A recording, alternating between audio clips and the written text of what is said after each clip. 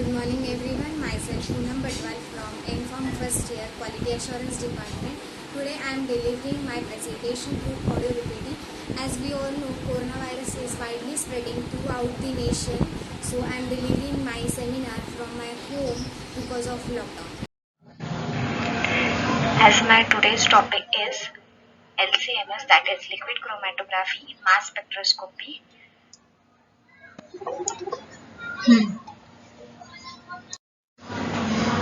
And here are the contents of my presentation, that are introduction, theory, working of LCMS, mobile phase which is used, column, sample preparation, instrumentation, application, conclusion, and then we'll see references. Now we will see introduction of LCMS. As we know, LCMS is hyphenated technique. It gives fast and accurate analysis, high sample throughput, better reproducibility, separation, and quantification, which is achieved at same time. Now we know that as LCMS, LCMS-MS, GCMS, GCMS-MS, these are some hyphenated techniques. LCMS is a combination of liquid chromatography and mass spectroscopy. Then liquid chromatography mass spectrometry is hyphenated powerful analytical technique which combines high resolving power of liquid chromatography with the detection of specificity of mass spectrometry. Then LC separates the sample components and then it introduces them into mass spectrometer. MS creates and detects charged ions. LCMS data may be used to provide information about the molecular weight, structure, identity, and quantity of sample components. In LCMS, what we do is we remove it from detector, removing the detector from column of LC and then fitting the column to the interface of MS. Then next is what is the theory of LCMS. LCMS is which combines the separating power of HPLC with detection power of MS, that is mass spectrometry. Then HPLC is the method for separating complex mixture into its components. High sensitivity of mass spectroscopy provides the information for identification of compounds or structural elucidation of the compounds. Then there are two techniques which is combined for LCMS, that is HPLC and mass spectrometry. In HPLC, there are two main phases for LC, that is mobile phase, which can be liquid, and solvents used can be ethanol or either acetonitrile. And stationary phase would be column packed with very small particles. In mass spectrometry, analytical technique that measures the mass to charge ratio of charged particles. Then next is we'll see how LCMS works. In LCMS, it involves separating mixtures in accordance with their physical and chemical properties, then identifying the compounds with each peak, and then it detects the compound based on their mass spectrum. Then the flow rates used in LCMS should be less than those used for HPLC. This technique is used to ensure complete ionization and to maintain the detection sensitivity of MS, which starts to decrease beyond 200 microliter per minute. That is the limit of it. Then, therefore, the column in LCMS is much smaller to accommodate the smaller solvent flow rates and sample volumes. This makes syringe pumps very convenient for LCMS because they are very accurate and can deliver very low rates as compared to HPLC. Then in addition, it is possible to use syringe pumps for sample injection into the system as they can deliver precisely for sample dosing. Then MS how MS works. MS works by ionizing chemical compounds to generate charged molecules or molecule fragments and measuring their mass to charge ratios. The components of sample are firstly ionized by one of variety of method which is particularly you have to use. The ions are separated accordingly to their mass to charge ratio in an analyzer by electromagnetic method. Then the ions are detected by the method which we have used. There are variety of methods, quantitative method. Then the ion signal is processed into the mass spectra. As metabolites appear from the end of column, then they enter to the mass detector where solvent is removed and the metabolites are ionized. And most of the time, the interface used for the LCMS is ionization source. Next is mobile phase, which we have to use some properties of mobile phase. Mobile phase is solvent that moves the solute throughout the column. Then what are the general requirements for mobile phase? Low cost, obviously high purity, low viscosity, low toxicity and non-flammability. It should be non-corrosive to LC system component. That we should have such a mobile phase that will not disrupt our system. Solvent strength and selectivity, which is the ability of solvent to elute solutes from a column. Next is column. Which column is preferable? The use of difunctional or trifunctional silanes to create bonded groups with 2 or 3 attachment points loading 2 phases with higher stability in lower or higher pH and lower bleed for LCMS. Then there are 2 types of columns which are used for LCMS, that are first is fast LC column and it is for short column, that is 15 to 50 mm, and second is micro LC column for large column 20 to 150 mm. Then we will see the sample preparation, how we have to do sample preparation. Sample preparation generally consists of concentrating the analyte and removing compounds that can cause background ion or suppress ionization. Then there is some example of sample preparation which includes first 1 column concentration that is used to increase analyte concentration. Second method, desalting, which is used to reduce sodium and potassium atom formation, and that commonly occurs in electrospray, that we will see further. And third is filtration, that is used to separate a low molecular weight drug from proteins in plasma, milk or tissue. Then next we will see instrumentation of LCMS. First there is sample introduction, then it goes to ion source, then interface, it enters to mass analyzer and goes for detecting to the detector, and which maintains high vacuum, and after detector it goes to the data system which gives us results. Next is interface. What is interface? Then LC systems include a device for introducing samples like HPLC, an interface for connecting such device and ion source that ionizes samples, and electrostatic lens that efficiently introduces the generated ions, a mass analyzer unit that separates ions based on their mass to charge ratio, and detector unit that detects the separated ions. Then in LCMS system, if LC unit is simply connected directly to the mass MS unit, then the liquid mobile phase would vaporize, resulting in large amounts of gas being introduced into MS unit.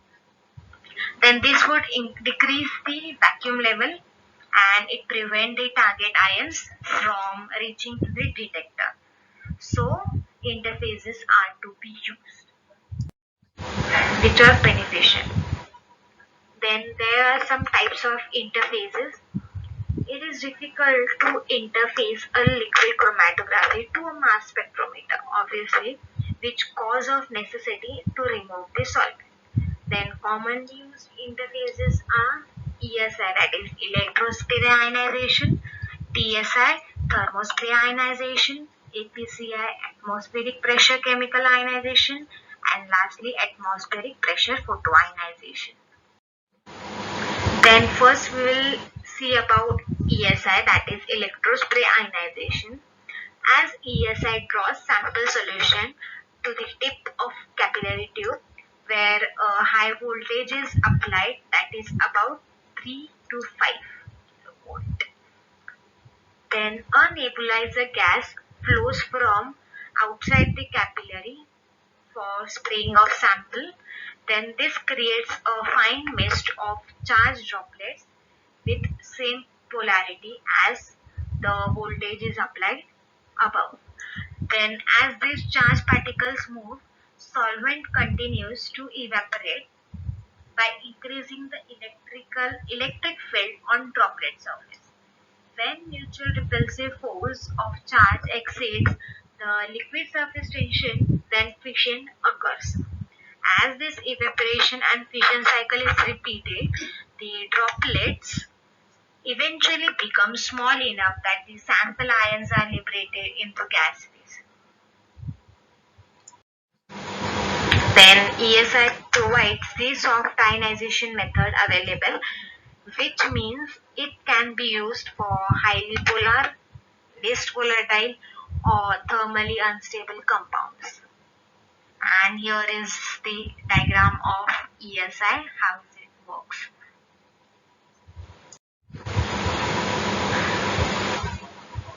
Then next we will see second, that is APCI, atmospheric pressure chemical ionization. As APCI vaporizes solvent, the sample molecules by spraying the sample solution into heater, and it is heated to about 400 degrees Celsius using gas like nitrogen. And then solvent molecules are ionized by corona discharge to generate stable reaction ions. And here is the working of APCI. Then we will see the thermospray ionization, that is TSI. The eluent from the column is vaporized and a portion of vapor is transferred to the mass spectrometer and rest of the vapor is pumped to the waste and result a supersonic jet vapor which contains a mist of particles and solvent droplet is created. The vaporization takes place in presence of an electrolyte, the LC buffer, and droplets are getting charged. And finally, they enter into the ionization chamber. And there are the two types: discharge electrode for external ionization, and repeller electrode and vapor line.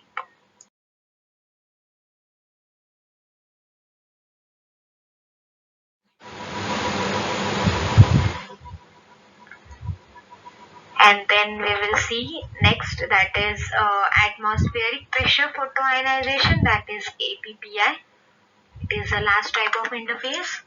The SV eluent is vaporized using a heater at atmospheric pressure.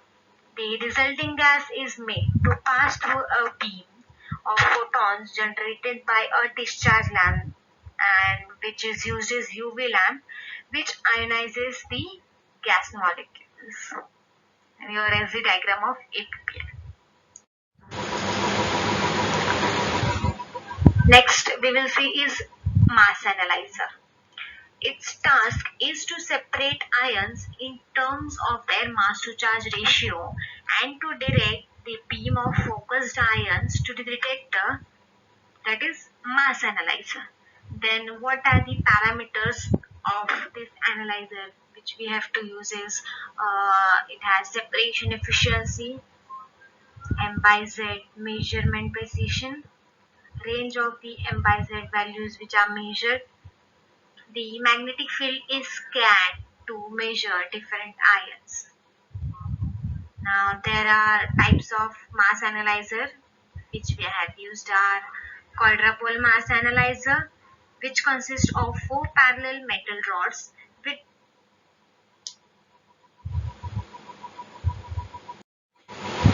types of mass analyzer which we have used are quadrupole mass analyzer, which consists of four parallel metal rods with different charges.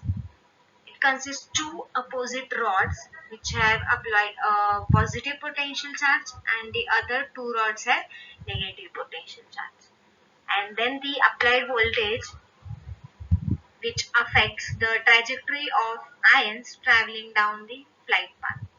For given direct current and AC current voltages, only ions of a certain mass to charge ratio pass through the quadrupole filter and all other ions are thrown out their original path.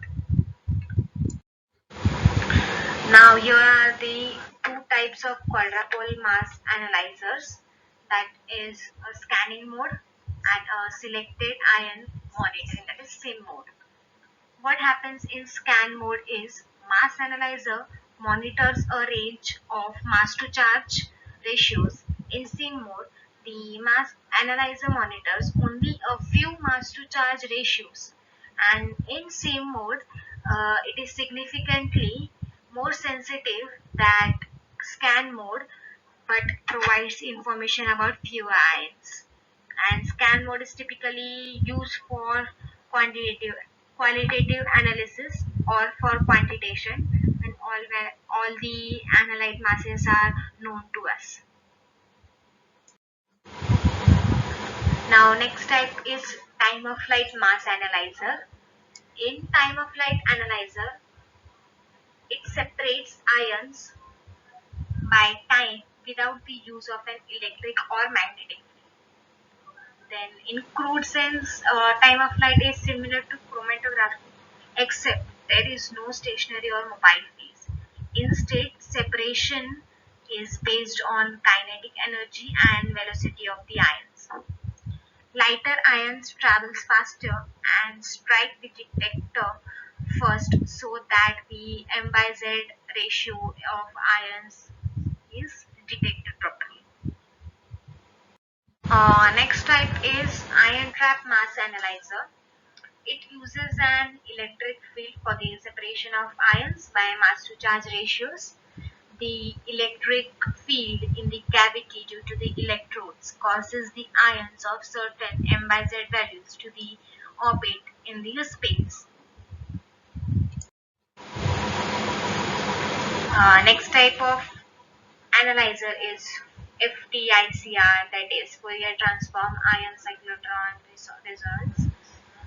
It uses a magnetic field in order to trap the ions into an orbit inside of it. In this analyzer, there is no separation that occurs. Rather, all the ions of a particular range are trapped, particularly its inside type, and an applied external electric field helps to generate a signal. These were the types of analyzers. Now we will see detectors which are used. Then what is detector?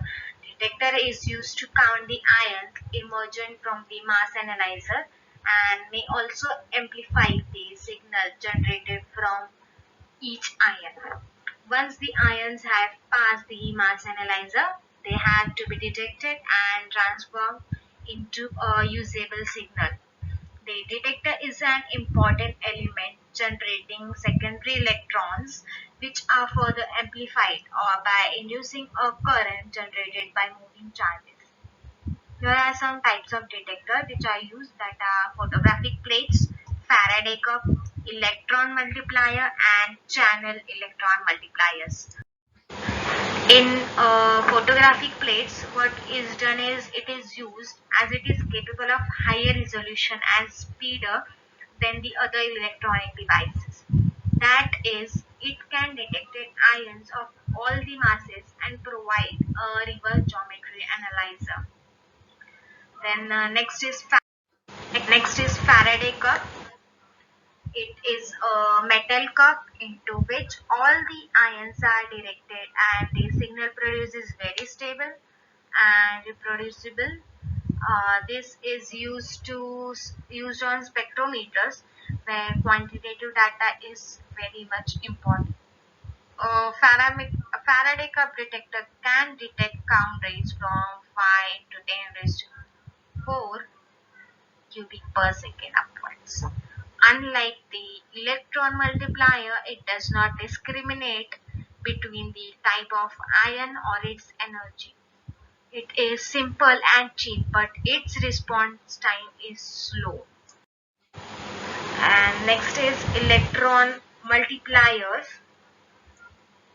That is, it is used to convert either negative ions or positive ions into electrons, which will be amplified and detected. In this, the current can be measured so accurately by just one ion strikes the detector, which can be further measured. That is, when ion strikes to the surface of electron multiplier, two electrons are ejected. Then this process continues until the end of electromultiplier end is reached and electric current is analyzed and recorded with electron multiplier surface. And there is a equation which describe is 2n. Then we will see next is that is applications, or we can see this. First is molecular weight determination, which is the fundamental application of LCMS and determines the molecular weights of the various compounds. And this information is key to determining the identity of the compound. Next we will see is a second application, that is determining molecular weight of green fluorescent protein. That how it works, like green fluorescent protein and is a 27,000 Dalton protein with 238 amino acid.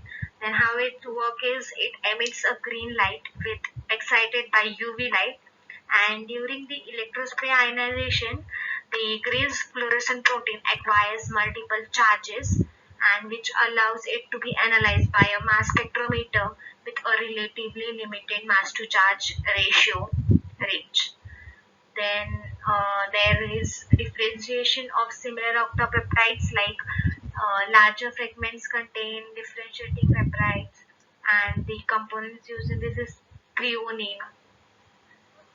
Next application is identification of aflatoxins in food. Then what is aflatoxin? It is a fungi produced by food, and four different types of it can be detected. Then next is structural determination, identification of bile acid metabolites, impurity profiling, bioequivalence and bioavailability studies, determining molecular weight of green fluorescent proteins, determination of vitamin D3 in poultry feed supplements, and last is detection of phenylurea herbicides, detection of low level of carbide in food. Last is conclusion about the LCMS. That is, LCMS has proved to be an extremely sensitive and specific technique for the analysis of pharmaceuticals. It plays an important role in the studies of drug metabolism, discovery of new drug candidates, and analysis, identification, proteomics, characterization of impurities, degradants in drug substances and products. Then LCMS provides accuracy, rapid analysis, and less time consuming. As we discussed, it is a hyphenated technique, so it provides the accuracy and rapid analysis. Instrumentation is quite complicated but very efficient for the accuracy and sensitivity. And here are the some references. Thank you.